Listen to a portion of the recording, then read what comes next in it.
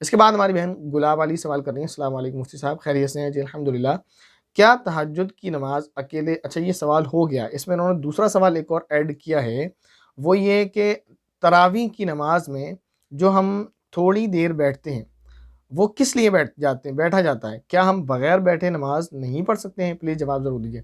बैठा तो इसलिए जाता है, 4 रकात के बाद थोड़ा रेस्ट कर लें आप, उसमें कुछ तस्बीह वगैरह पढ़ लें, ये बैठना मुस्तहब है। आप कुछ ये जो एक दुआ जो पढ़ी जाती है, सुब्हान दिल मुल्क वल मलकूत, इसका पढ़ना कोई ज़रूरी नहीं है, मैं इससे पहले भी क्लियर कर चुका हूँ ये बात। कुछ भी आप पढ़ सकते हैं, 4 रकात के बाद थोड़ी देर आप बैठ जाएँ, थोड़ा रेस्ट कर लें, आपको ऑफ़र है अल्लाह ताला की तरफ से, और ये बैठना मुस्तहब है, इसमें कुछ भी ज़िक्र 3 मरतबा सुब्हान अल्लाह भी पढ़ लें, काफ़ी हो जाएगा, ज़रूरी नहीं है आप बहुत देर बैठें। जैसे आपने लिखा है कि बिना बैठे हम कंटिन्यू 20 रकात पढ़ें, तो बेहतर यही है कि आप 4 रकात तो आप बैठ जाएँ, 3 बार सुभान अल्लाह, अल्हम्दुलिल्लाह, अल्लाहू अकबर कुछ भी पढ़ लें, खड़े होकर फिर 20 रकात मुकम्मल कर लें। तीसरा सवाल इनका, क्या हम तरावी की कुछ रकात इशा के बाद और कुछ सहरी के वक़्त पढ़ सकते हैं? प्लीज़ जवाब ज़रूर दीजिए। बिल्कुल पढ़ सकते हैं, कोई मसला नहीं। इसके बाद हमारी बहन फिरदौस सवाल कर रही है, अस्सलामु अलैकुम, वालेकुम अस्सलाम। मेरा सवाल है कि नंबर 1, क्या बाथरूम में वुज़ू कर सकते हैं? बिल्कुल कर सकते हैं। इसी तरह मैंने एक मसला बताया था, अगर किसी ने गुस्ल किया है अच्छी तरीके से, तो उसका वुज़ू खुद ब खुद हो जाता है, अलग से वज़ू करने की ज़रूरत नहीं है। दूसरा सवाल इनका, क्या सिर्फ़ रमज़ान के लास्ट डेज़ में ही फ़ितरा देना है? नहीं तो पूरा रमज़ान में कभी भी दे सकते हैं? कभी भी आप दे सकते हैं, फ़ितरे का मकसद ये है कि गरीब और ज़रूरतमंद की ज़रूरत मुकम्मल हो जाए। उसके दूसरे और भी मकसद हैं, एक मकसद ये है, तो आप कभी भी दे सकते हैं, लेकिन ईद उल फ़ितर की नमाज़ से पहले-पहले देना चाहिए, उसके बाद देना ये मुनासिब नहीं है, मकरूह है। और उसके बाद इनका तीसरा सवाल है, औरत की पीरियड्स का टाइम लिमिट 10 डेज़ है, पर 10 के बाद भी ब्लीडिंग होता है। क्या औरत नमाज रोज़ा रख सकती है या नहीं? हमारे घर में नमाज और रोज़ा रखने नहीं देते, इसलिए कि अभी ब्लीडिंग होता है, तो क्या करें प्लीज़ बताएं मुफ्ती साहब। उसमें करना ये है, देखिए मसले को बहुत अच्छी तरह से समझ लें। पीरियड्स के मसले मैंने कई दफ़ा कहा है, ये बहुत हार्ड मैथ की तरह होता है। मसला ये है कि अगर किसी खातून के डेज़ फिक्स नहीं है, मतलब कोई डेट ही फिक्स नहीं है, कभी ना कोई डे फिक्स है, ना डेट और ना ही डेज़। यानी कभी 1 तारीख को आता है, कभी किसी महीने 2 तारीख को आता है, किसी महीने 5 तारीख को, किसी महीने 10 तारीख को, और इसी तरह डेज़ भी फिक्स नहीं है, किसी महीने में 3 दिन, किसी महीने में 5 दिन, किसी महीने में 7 दिन, किसी महीने में 10 दिन, ना डेट फिक्स है और ना ही डेज़ फिक्स है। तो उनके लिए हुक्म ये है कि जब 10 दिन उनके कंप्लीट हो जाए, जब भी, क्योंकि उनकी डेट भी फिक्स नहीं, डेज़ भी फिक्स नहीं।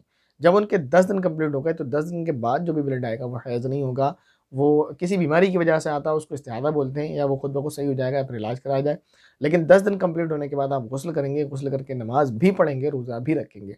अब मसला है उस औरत का जिसके डेज़ भी फिक्स हैं और डेट भी फिक्स है। मसलन किसी को 5 तारीख को ब्लड आता है और हर महीने 5 तारीख को ही आता है। और 5 दिन आता है, 5 तारीख को आता है और 5 दिन ही आता है, ये फ़िक्स है। बहुत सारी ख़वातीन का डेट और डेज़ दोनों फ़िक्स होते हैं। तो अगर किसी महीने 5 तारीख को ब्लड आया और वो चलते-चलते 10 नहीं 5 से 10 5 दिन हो गए उनके, ये 5 दिन उनके फ़िक्स थे। अब इस 10 को क्रॉस करके ये 15 को पहुँच गया, यानी 10 दिन पूरे कर गया। तो अगर ये 10 दिन से भी आगे बढ़ गया, याद रहे 5 तारीख को ब्लड शुरू होता था हमेशा और 10 को ख़त्म होता था हमेशा, ये उनकी डेट और डेज़ सब फ़िक्स था। लेकिन एक दिन ये हुआ कि 5 को शुरू हुआ और 15 को भी क्रॉस कर गया।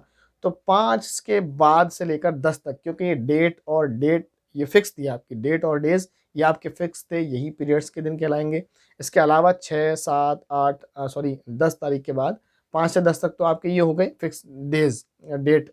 इसके बाद आपकी जो 11 तारीख, 12 तारीख, 13 तारीख, 14 तारीख, 15 तारीख, 16 तारीख, 17 तारीख, जहाँ तक चलता रहेगा, ये आपके फ़िक्स डेट और फ़िक्स डेज़ के बाद जो ब्लड आया, ये आपका इस्तिहादा है। इसमें आपने जो नमाज़ें आपकी छूट गई हैं, वो आपको क़ज़ा करनी होंगी, और 10 दिन के बाद जो आज जैसा आपने लिखा है ना 10 दिन के बाद, उसमें भी आप रोज़ा भी रखेंगे, नमाज़ भी पढ़ेंगे। उम्मीद है ये मसला आपके समझ आया होगा। वैसे पीरियड्स के मसले थोड़े हार्ड होते हैं, कम समझ में आते हैं और मैं शायद कम समझा पाता हूँ। इसके बाद सवाल है हमारी बहन सीनत अली का, वो कह रही हैं अस्सलाम वालेकुम। वालेकुम अस्सलाम। अगर किसी वजह से किसी दिन हमारी तरावी छूट जाए, तो सहरी से पहले हम तहज्जुद पढ़ें या फिर तरावी पढ़ें? पहले तरावी पढ़ें, अगर वक़्त बच जाए तो तहज्जुद पढ़ें, वरना ना पढ़ें।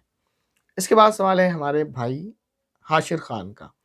अस्सलाम वालेकुम मुफ्ती साहब। वालेकुम अस्सलाम। सवाल नंबर 1, अगर जनाज़े की नमाज़ में 5 तकबीर हो जाएँ, तो नमाज़ हो जाती है या दोहरानी पड़ती है? नमाज़ हो जाएगी, कोई मसला नहीं। नंबर 2, अगर इशा की फ़र्ज़ नमाज़ निकल जाए और तरावी शुरू हो गई, तो पहले फ़र्ज़ नमाज़ पढ़ें या तरावी में शामिल हो जाएँ? पहले फ़र्ज़ पढ़ें।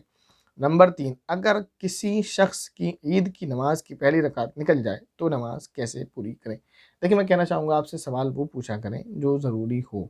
अब वैसे ये सवाल कम ऐसी सूरत पेश आती है, कोशिश करें ईद की नमाज़ एक ही दिन आती है पूरे साल में, तो पहले ही पहुँच जाएँ।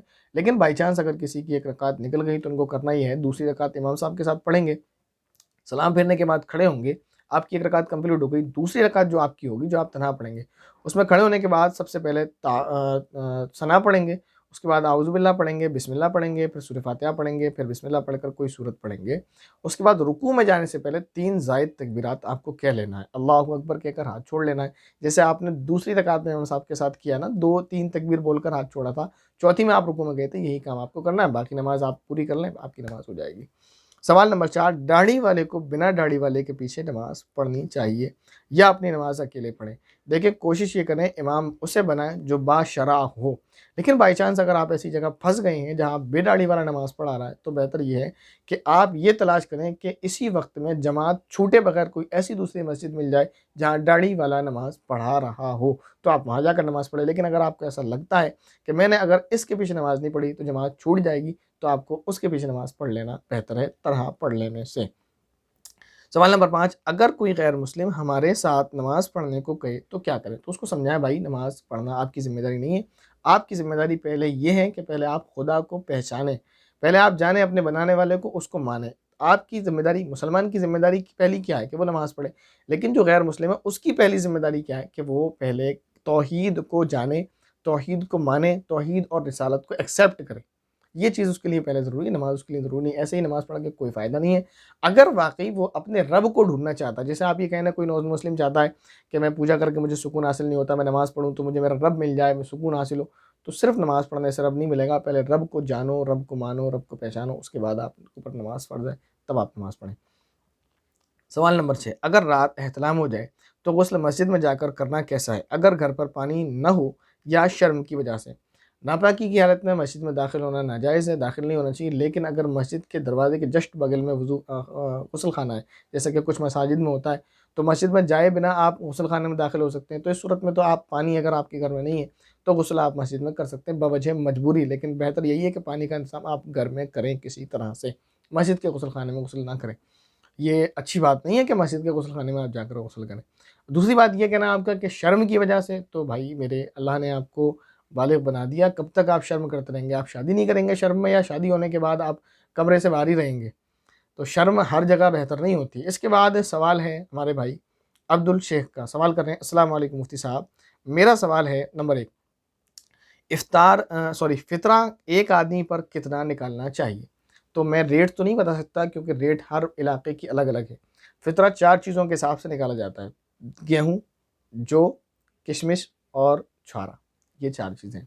अगर आप पैसे वाले अच्छे खासे हैं, अल्लाह ताला ने आपको वुसाअत दी है, तो आप इन चारों में जो सबसे महँगा है उसको चूज़ करें। जैसे कि इस वक़्त किशमिश, तो किशमिश का जो है फ़ितरा जो निकाला जाएगा एक आदमी की तरफ से, वो है 3.5 किलो।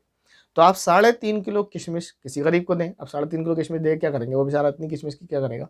उसकी कीमत दे दें, 3.5 किलो किशमिश की कीमत उसको दे दें, तो ये है। लेकिन अगर अल्लाह ताला ने आपको पैसा काफ़ी नहीं दिया है, वो साथ में आप भी बस अल्लाह की रज़ा के लिए सदक़ाए फ़ित्र देना चाह रहे हैं और गुंजाइश कम है, तो आप गेहूँ से निकालें या जौ से निकालें। तो गेहूँ की मिकदार है 2.25 किलो, और एहतियातन उसको 2 किलो कर लें, 2 किलो की कीमत उस गरीब को दे दें।